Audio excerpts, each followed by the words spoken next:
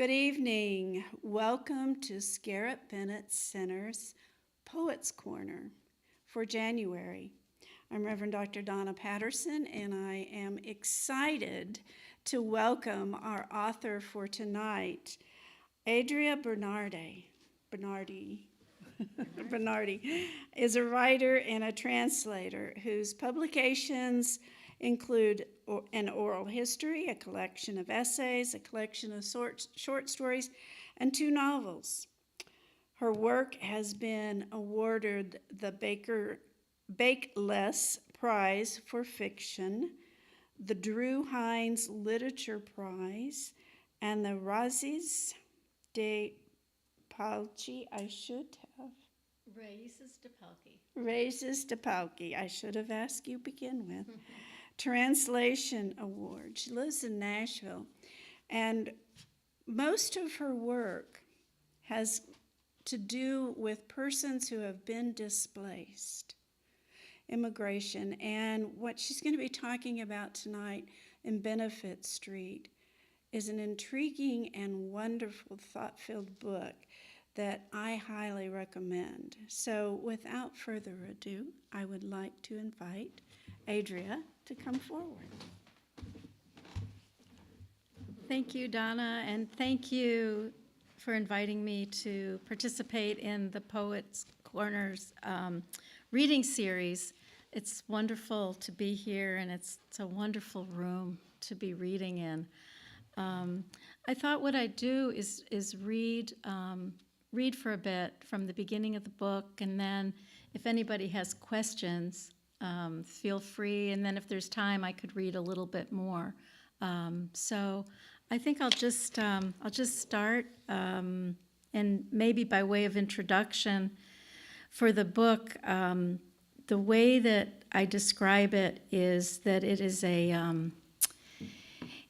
it's a narrative that takes place in an unnamed city in an unnamed country.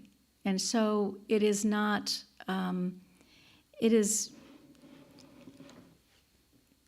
there's a kind of untetheredness to both the time and the place. And there's a long tradition of this kind of literature, Pinocchio, for example, and the work of Calvino, who's a writer that has really influenced my work. And it's a story of displacement, as you said, Donna. It's a story of 5 women, friends, who are all teachers, and their lives are very full in all aspects. Their personal lives, their work lives, their commitment to making their world better, and it falls apart almost instantaneously because of political repression. And so I think I'll read a little bit, and then we can take a break if anybody wants to ask a question. So I'm reading from the beginning of the novel. The narrator's name is Shiva, so it's a first person and it's told from her perspective.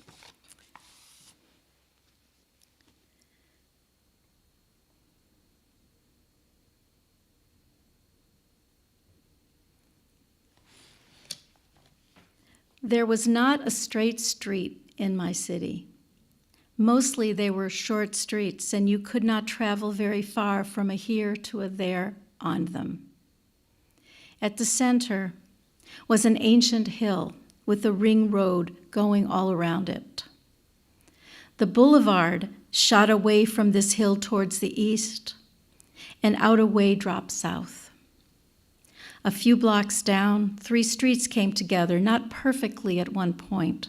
There was some jogging involved, and these formed an unwieldy intersection. Kadim, Iskander, and Kader. There was no open space for congregating. This was no public square, yet it was all movement and gathering. It was all people, animals, vehicles. Vendors with their carts, It was always, always pandemonium. It was a holy mess, is what it was. And traveling it through it, you had to keep alert to keep from getting jostled. Kader entered from the northwest at a 45-degree angle, and just after it came into an open space, it stopped and turned abruptly, changed direction, headed southeasterly. There was no reason to think of it as an extension of the same street that had entered into the intersection. This is the street where we met. 6 blocks away from all the commotion, calm, quiet. It was like another world. You sometimes wondered if everyone was asleep. Alleyways and pavement, buildings and walls. There were no trees. The trees were on the boulevard on the other side of town. We met on Tuesdays in late afternoon, halfway between the Archaeological Museum and the bazaar, before we dashed to the market, then dashed again home to make dinner. In a whitewashed building on the right side of the street, in a building with 2 small windows high up on either side of the door. The door was painted blue. The tea house was called the Kafia. We came in shaking the fronts of our coats, blowing into our hands. Not one of us carried an umbrella that day. It was an icy rain. Everyone else has the good sense to carry an umbrella, Miri said.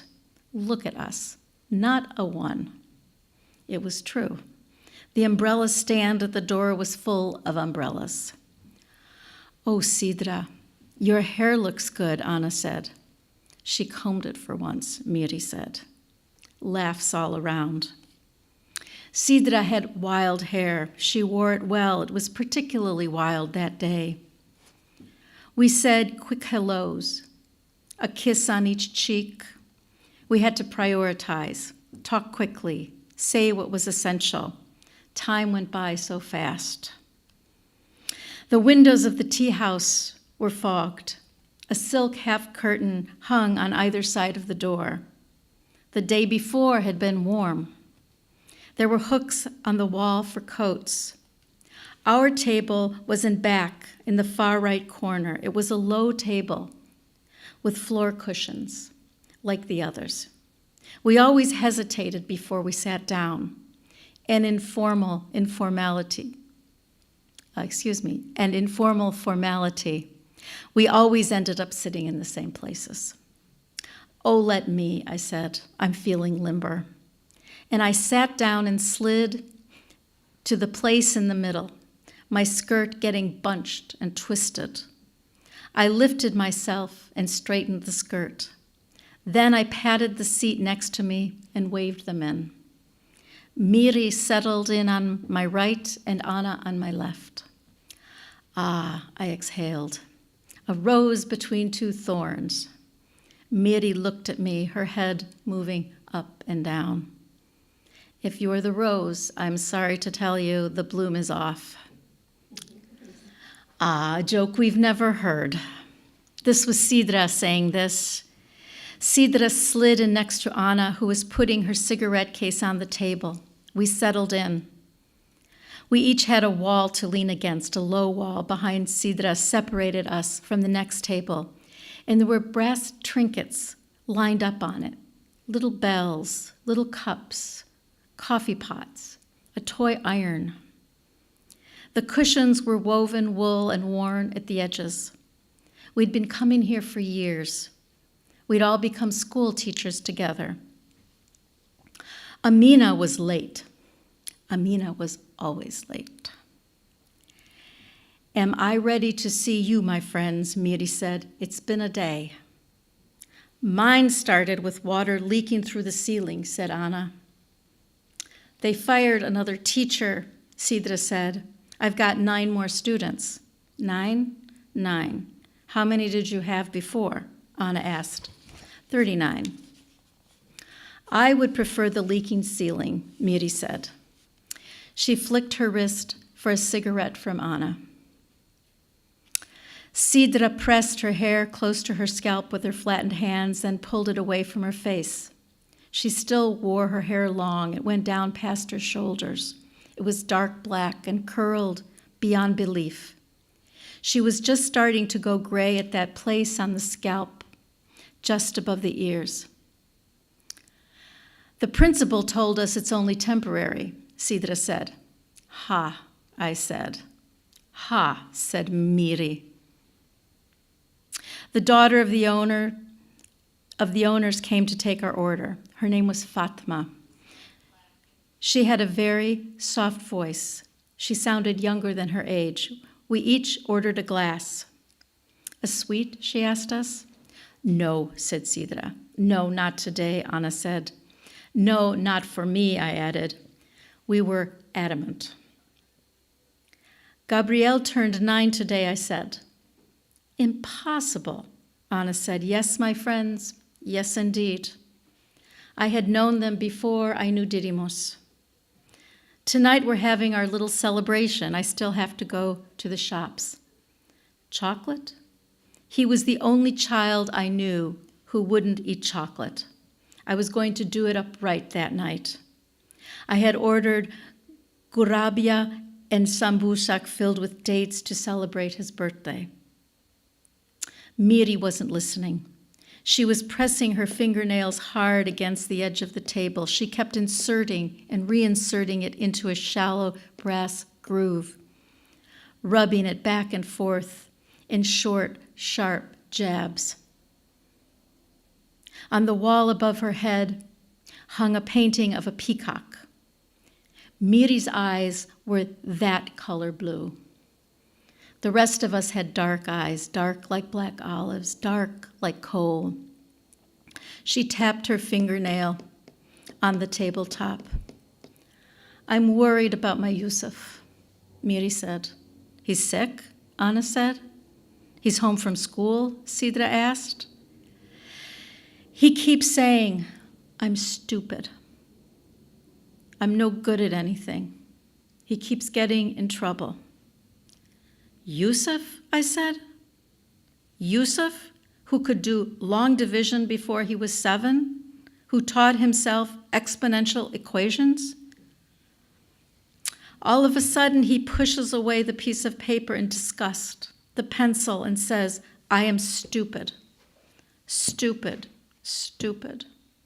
No tears falling, but a pool in each eye. His sister is a star. His sister is smart. He's always in her shadow. We know this. We're aware of this. He is just as smart as she is. He is just as gifted. She's not mean to him. She doesn't berate him. She thinks the sun rises and sets around him. And being school teachers, we each weighed in with an opinion. You must do this. At this age, you can expect such and such. Have you had him evaluated? Have you tried this learning method? Sidra plumped up a pillow, crooked her right arm, and inserted it between her back and the wall.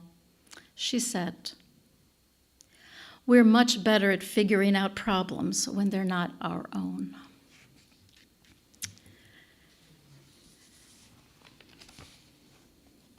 I'm going to skip to the middle of the book before questions. And this is a book, as Donna said, one of the themes of it is really displacement. And so I wanted to read, this is a part, it's about halfway through the book.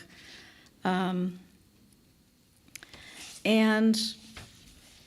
Sidra is talking about, she's talking about her life as a teacher, and she's talking about the life that she misses. In my country, everyone is a poet. My own grandfather was a poet. Nothing good is thrown away. Make of it what you will. Even the soup bone is thrown to the bitch and her pups. Why always the foreigners? The syllable itself, this young man said. was an insult, which made it impossible for him to learn. "What is foreign?" I asked. "While the sun's eye rules my sight, love sits as sultan in my soul. His army has made camp in my heart, passion and yearning, affliction and grief." Day after day, this student arrived late.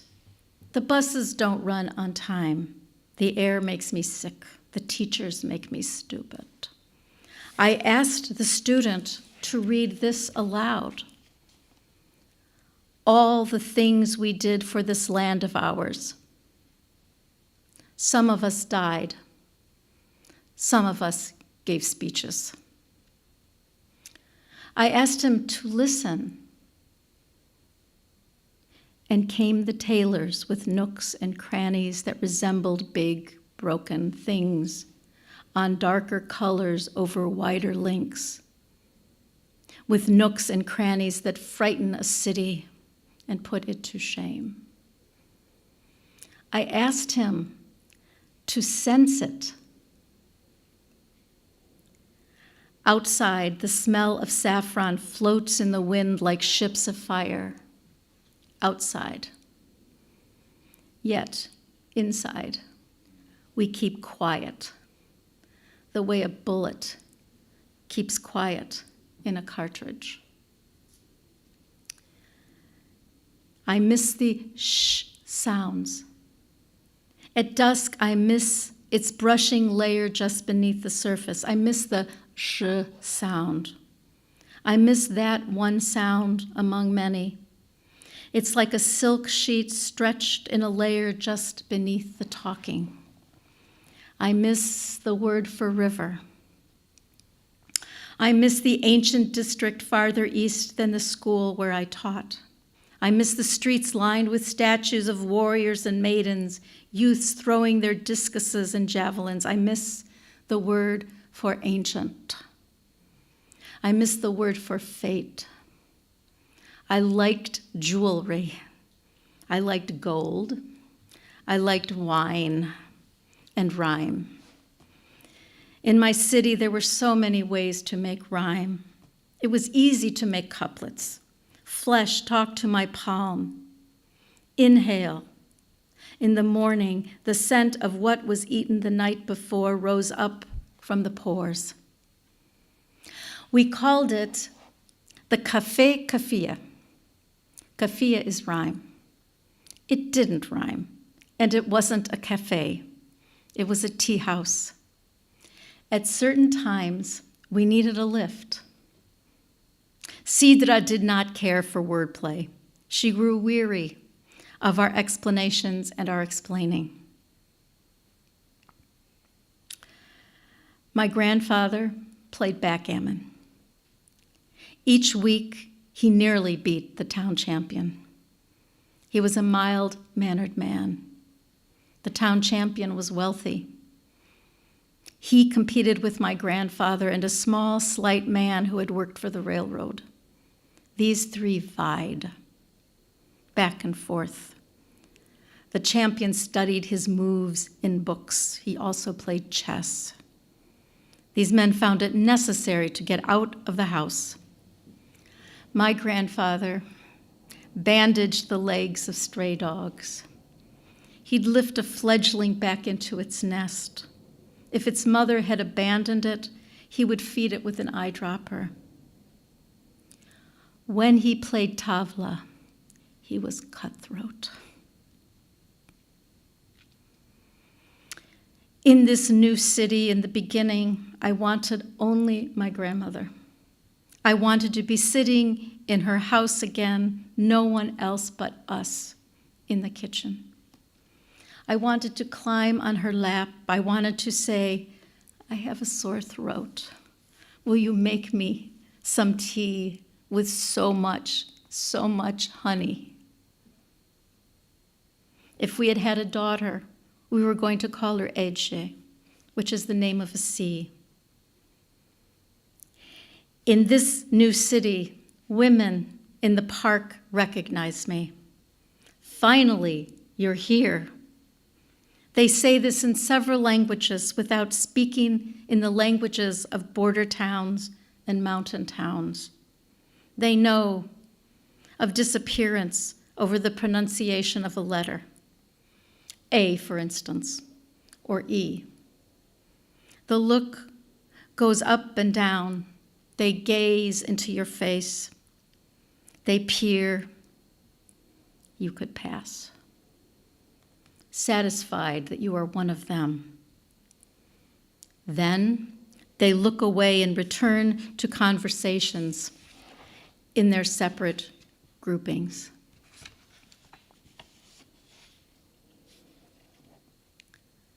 Look at a map of my country. It's nothing but mountains and seacoast. The stretches of wide, expansive fields are few. I had so much hope for my city, for those of us gathered widely around the university. The city is now closed into itself, and there are no quick routes to the borders.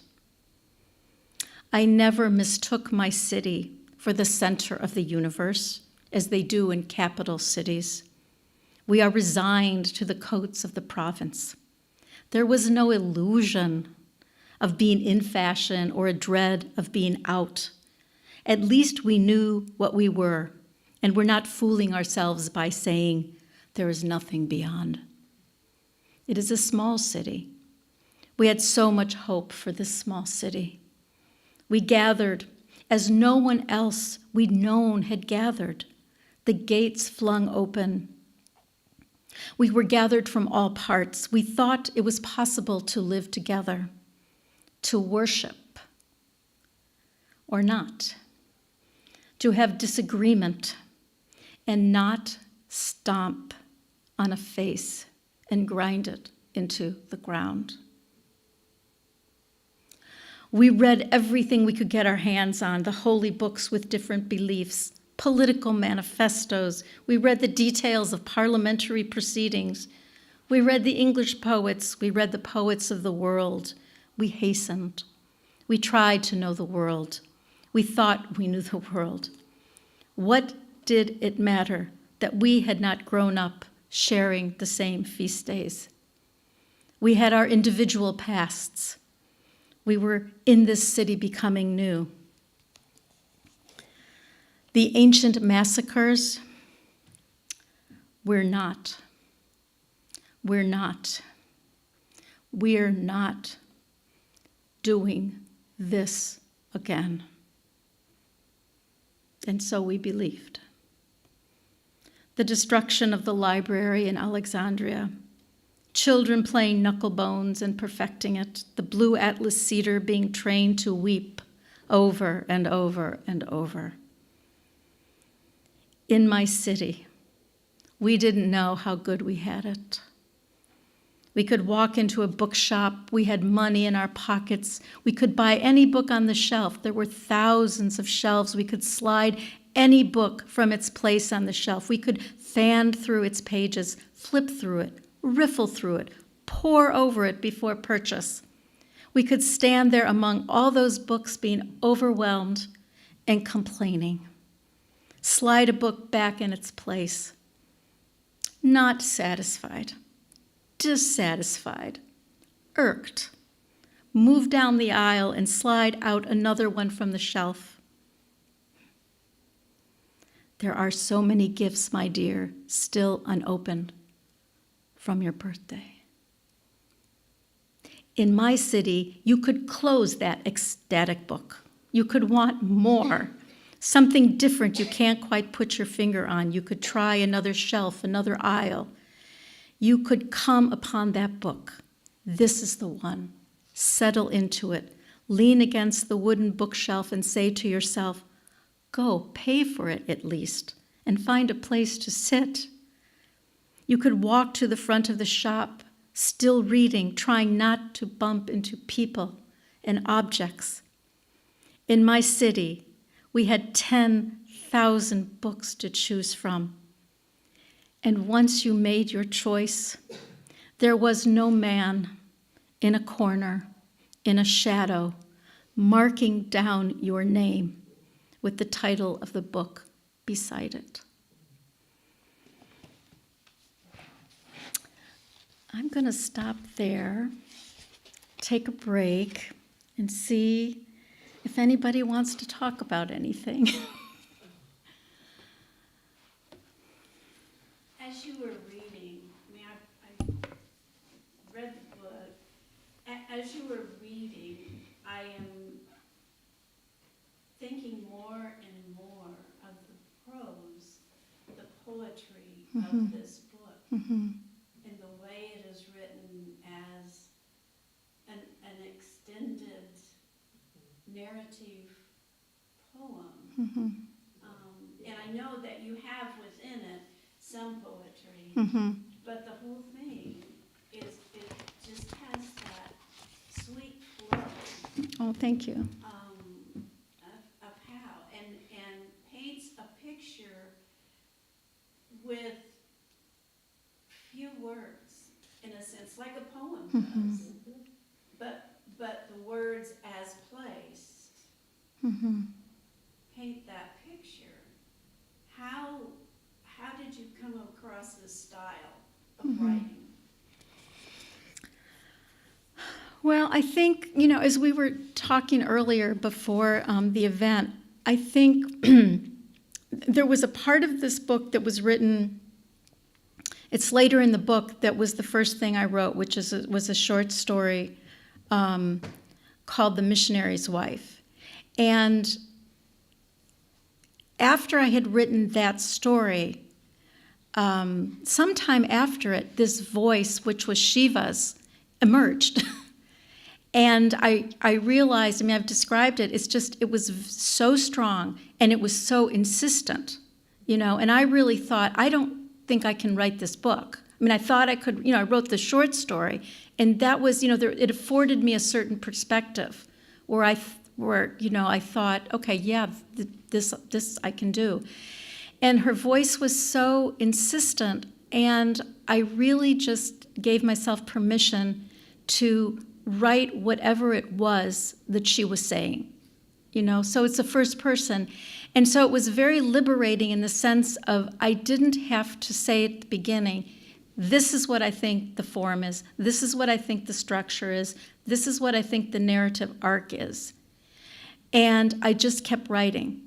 These really, some were quite short sections, some were a paragraph or a few lines. And my guide was always that I heard her voice, that it was in that voice. And so it was like, okay, well, are you not going to listen to me? Are you really, you can't, And so that in a way was strangely reassuring, because it gave me permission to say, I don't know how it's all going to fit together, but that's okay. And then as I wrote more and more, what I started to see were the associations, were the patterns, And for example, one of those patterns is the way that a number of the sections start is basically, something like, tell me if I told you already. Tell me if I've told you this before. The way that we do in conversation, the way that we pick up conversations, I think particularly with people we haven't seen in a very long time. And so there's those phrases we use to get back into it. And I was thinking about it. There were actually a couple times, with a friend of mine who I hadn't seen in a long time. She literally hopped into the car. I was driving, and she said, "Okay, where were we?" And it's just, I think it's a way we can, reconnect what has been felt as disconnecting. And then a friend, just after this book was written, we communicated, and we had not communicated. We had babies. Our children are now grown. It was, I don't know, 20, 25 years. And I heard from her, she's also a writer. And she said a version of the same thing. So I don't know where we left off, but, and it was, what I realized in the really putting the book together, that I had used that in a number of sections. And so, I reinforced it, and I worked on the variations. But going back to your original question, I think there was a certain amount of freedom that I had because I felt that it was my responsibility to tell her story. And so, all I had to do was listen to it. And the characters told it to me, So. It just flows so poetically. I mean, so in a way that I don't know. Explain It was interesting too. Another place that was, I guess, very liberating in the writing of it was, and Shiva talks about this in it. She talks about the way her mother tells a story. And her mother tells a story with stops and starts and tangents and digressions, and it kind of loops, it ends up looping back to the subject. And what she says is essentially, that's how I tell a story. My brothers don't. My brothers tell the story, they have a straight narrative. They get to the point. They don't loop. And but again, for me, writing it, that was a real point of liberation, because I could let her say whatever she wanted. I didn't feel like I had to edit what she said, even though, of course, in the revisions of it, it becomes quite edited. You distill it. But in the initial writing of it, that was a real gift to accept that about her. That the friend Sidra, who says to them basically, that is just a stupid joke, she doesn't get it, but the others kind of do, the others do. And so yeah, that was a real gift in trying to understand how to, make a whole out of these fragments, and to weave it together, really. Which brings in the under theme of weaving throughout, that it's those fragments that come together to make a beautiful whole. Yeah. Yeah, the weaving was always present in it, because one of the characters, Emish, was a painter when she was young, and she's a weaver in her later years. And so it was present. That part of the story was present, but I felt it very separate from me and from the story. And then at a certain point, it really started to feel like this manuscript was woven. I started seeing it like a rug. And one of the things that, it was interesting, what I did when I realized that I was conceptualizing it as a long, almost endless kilim, was I taped the pages together, like end to end to end to end to end. So it was like, if you think of a scroll, you would roll this thing back, you would roll it. But it wasn't a scroll. I had to treat it like a rug. And so it was just like, folding it. And that was enormously useful in terms of feeling the texture, feeling the text as a textile. And, after that, it was sort of different passes that I made through it, but there was another point where what I realized was what I want to do is I want to intensify this idea of verticality, like a rug, that it was a narrow rug. And so I moved the margins in. Not very much, but it was enough to, and that combined with having taped all those pieces together, I really started thinking of it as textile. And I started thinking of each line as a line in weaving that then loops at the end and then goes back and then goes back and then goes back and then goes back. But that was later. That was, it was later in the process, versus having started out with that as a concept, which was really quite wonderful and fun, at that point.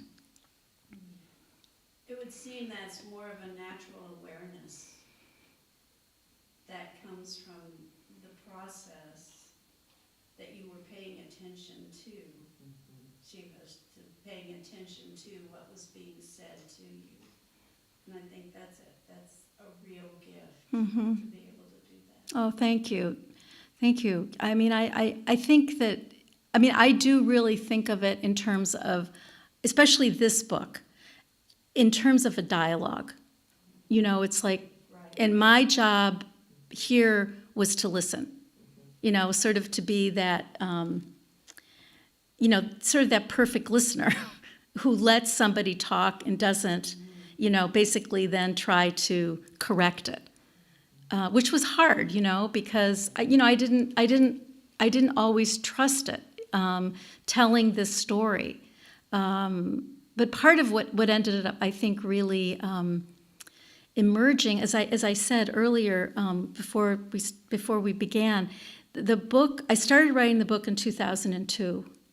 I didn't know it was a book at that point, but so this was during the war in Afghanistan and the Second Iraq War. So the images that we're seeing now of children reaching for their parent, as they leave, and the separated children, those were the images. Those were the images where this book came out of. And knowing people, friends, colleagues, neighbors, the parents of my children, who this was their story, that one day they were here in Tehran, and then the next day they had to leave, or they would have been killed, and that story was not, unfortunately, it was not uncommon, and right, and and I think one of the really heartbreaking moments for me in this book was knowing when it was written and knowing really how long it has been done, was in putting it together. The final edit was during the U.S. pullout of Afghanistan. So again, it was all these images of refugees and families torn asunder and communities torn asunder. And then when it was time to start promoting the book, for the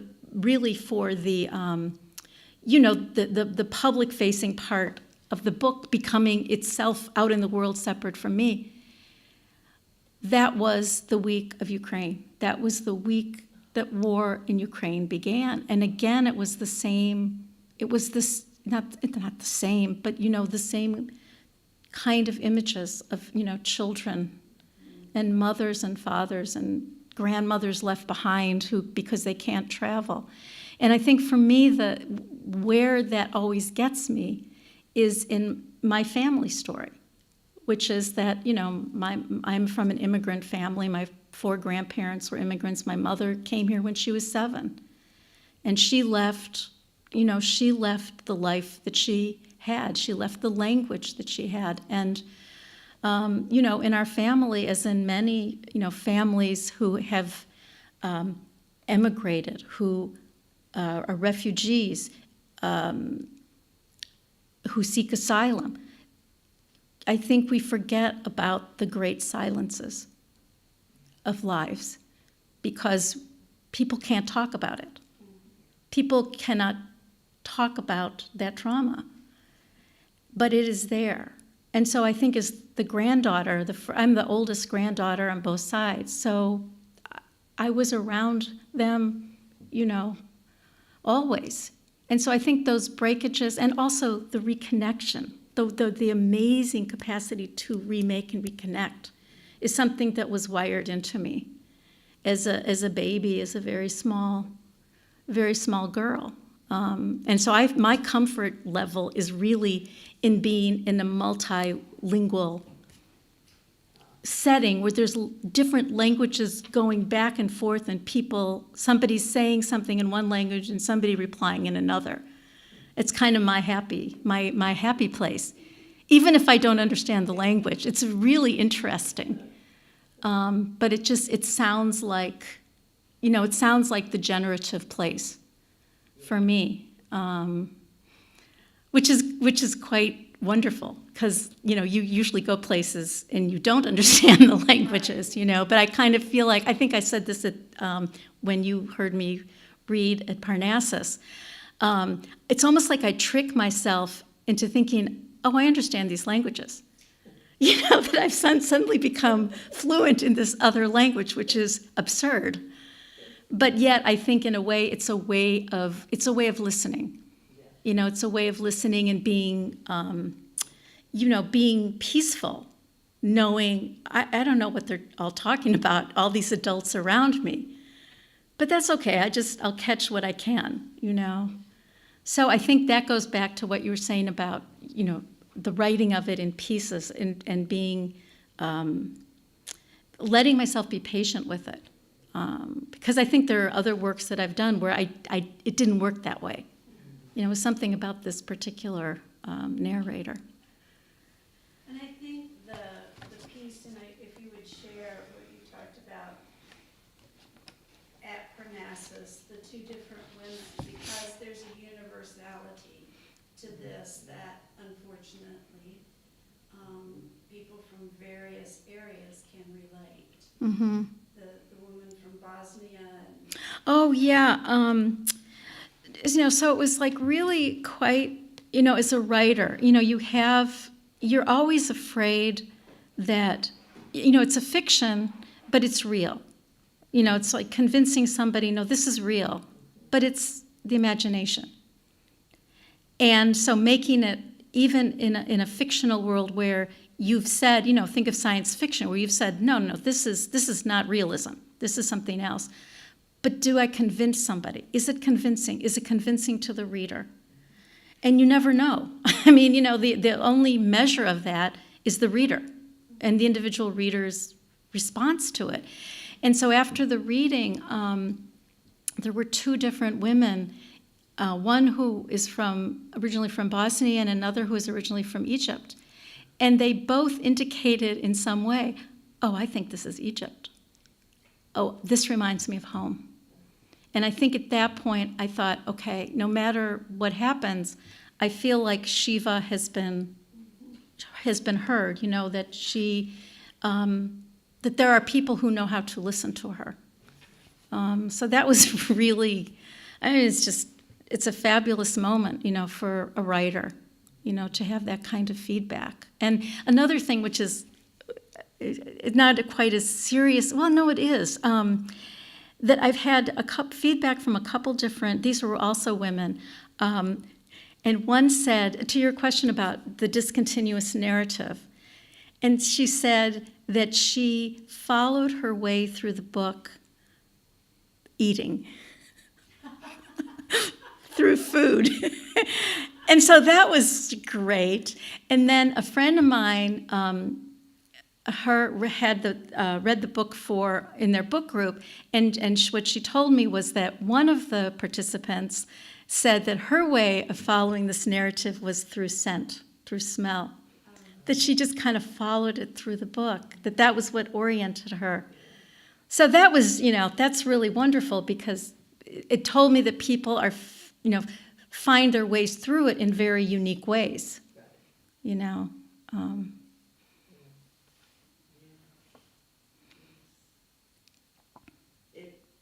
I found it just incredibly evocative of the relationship between women, for one thing. Mm-hmm.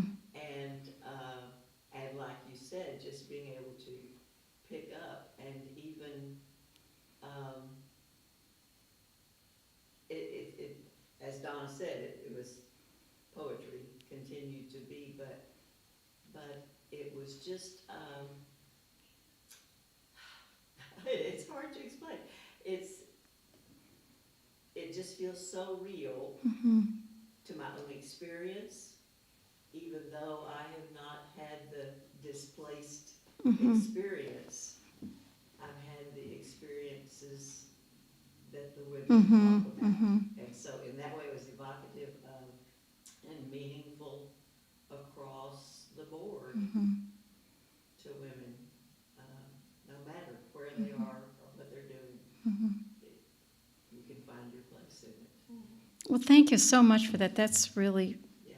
validating. And, again, I think one of the things that I understood about this book, that one of the ways that it was put together, again, not at the beginning, but, later on in the process, was that the breakages, the interruptions, which are experienced as interruptions, are experienced as breakage, in fact, are a connector, right? Because in all my relationships certainly with my women close friends, it's not this unbroken continuity. And that when I started to see sort of the interruptions and the reconnecting of these interruptions, it felt it felt like making a kind of whole. The narrative gets remade, which I think it's in the lives of women in particular. It's pretty hard to pretend like you can have an unbroken narrative for lots of, I think men too, but I think for women there's lots of reasons why that happens. And, Shiva certainly couldn't pretend that it was ever sort of one cloth, one uncut cloth. So,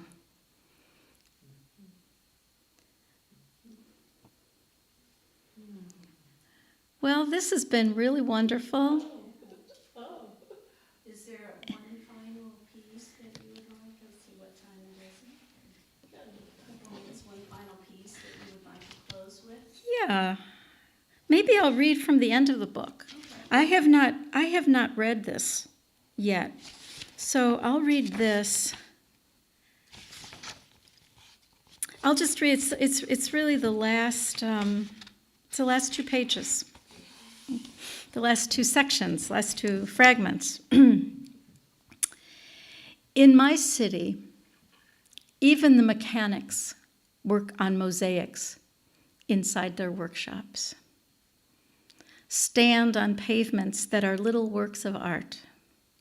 Stand in rubber-soled shoes and peer down into the engine or up from underneath, flat on their backs, while some guy from the door is giving advice. Or the guy standing at the corner of the car, by the wheel, at the wing window is saying one word at a time. This is all he needs to say. And the guy underneath, because the car is raised just a little, just enough on the lift, the pneumatic lift, says only his equivalent of, yeah. And the guy standing at the wing window, who does not, by the way, smoke and has not smoked for 30 years now, and neither does the guy underneath the car, who scoots in under farther, says his equivalent of, yeah, again. And the guy at the wing window slowly turns a 180 towards a tall metal cabinet, sitting in a corner against a wall, one narrow drawer always pulled open, takes his index finger, pushes aside thick metal necks, grabs with thumb and index finger, this one, 1 3/4, walks to the front of the car, drops to his haunches. The guy under the car glides out, puts out his left hand. Even the pavement of the shops where the cars are repaired were laid down by an artisan who fit pieces together. Say, for the sake of argument, the particular area was the atria in the nobleman's house. Say there were fish, 2 fish, one just barely by a couple of days was really an inflexible Aquarius. Say there were also dolphins, a boy god riding one of them, halter, harness, and of course, a fountain, water being a greatly valued good. The sight of it, the sound of it running, the feel of it, the taste of it, and what it does as it does go into, and once it has gone into the body. Say it was the pavement of a little fish market in a little neighborhood on the other side of the river. That evening, I pushed open the door, carrying a box of sweets. Tonight we were going to celebrate. There is my Gabriel in his white coat, which is, of course, white.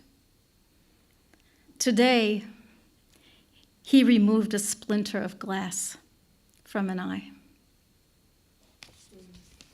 Thank you so much for inviting me. This is wonderful. And thanks to anybody who's watching out there. Thanks so much. Thank you so much for being here. Thank you all for being present and for watching us online. And this was amazing. It was just amazing. So thank you. And next month, please watch for our poet coming is Chaos. And I will not be with us after this. This is my last Poets Corner. I will be moving on. But please continue to support Scarlett Bennett and all of the various programs that are going on, to include Poets Corner and other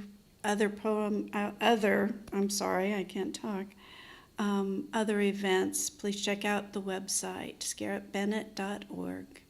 Thank you, and have a beautiful and blessed evening. Amen. Thank you.